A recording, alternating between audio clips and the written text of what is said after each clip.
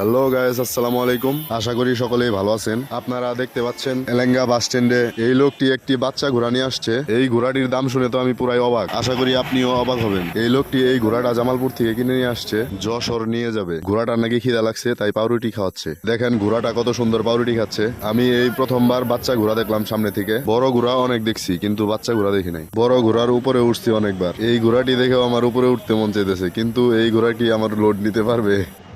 পাউরুটি খাইতেছে গো। 1500 আনছেন? আপনাদের বাসা কই? এটা বলে 1500 টাকা।